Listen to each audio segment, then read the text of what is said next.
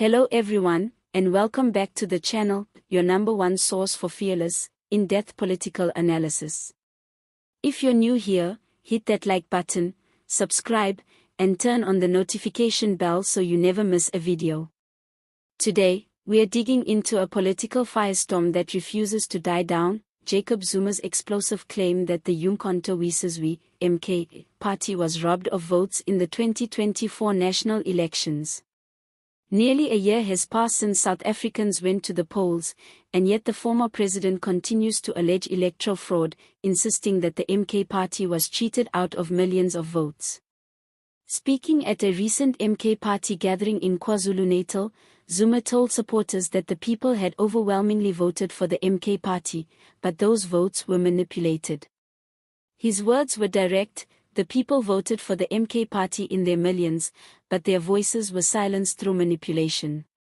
No evidence was provided, no affidavits, no audit trails, no formal court submissions.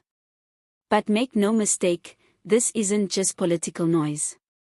Zuma is shaping a long-term narrative, one that undermines South Africa's democratic institutions, questions the legitimacy of the Independent Electoral Commission (IEC), and fuels distrust among his base. His message is resonating, particularly in regions where the MK party performed well, but not as strongly as expected. To understand the weight of these claims, we need to look back. The 2024 election was historic. For the first time in the democratic era, the ANC dipped below 50% nationally.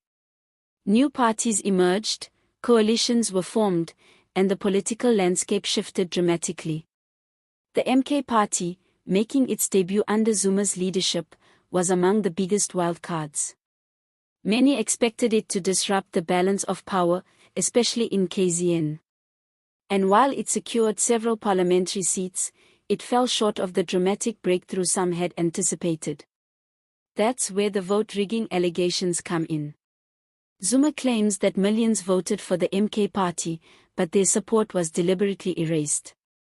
Yet the IEC has maintained that the elections were free and fair. Observers, both local and international, found no widespread irregularities.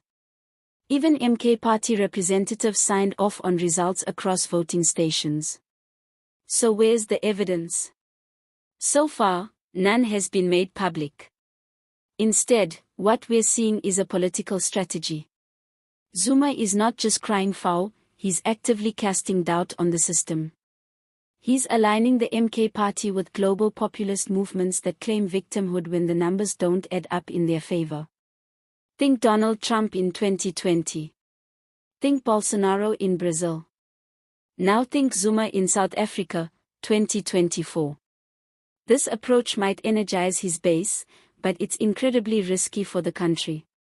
Undermining electoral credibility has long-term consequences. It erodes public trust. It threatens the legitimacy of future elections. And it makes violence and unrest more likely, especially in a country like South Africa, where economic frustration, inequality, and political alienation are already high. Let's be clear, Zuma is no political novice. He understands the weight his words carry. When he says the system is broken, he knows people will listen. When he calls the IEC biased, he knows it will land in headlines. And when he talks about stolen votes, he knows he's stoking resentment. The big question is, why now?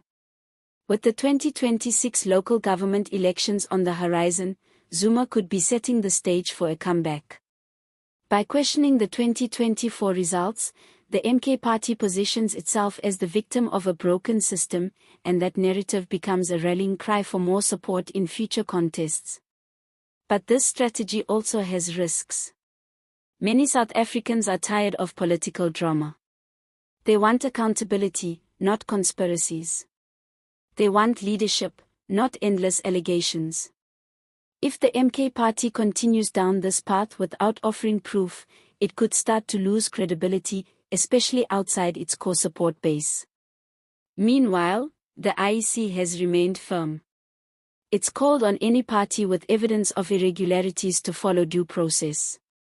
Thus far, Zuma and the MK party have chosen rallies over courtrooms. That alone should raise eyebrows. We must ask, is this about justice, or is it about political theater?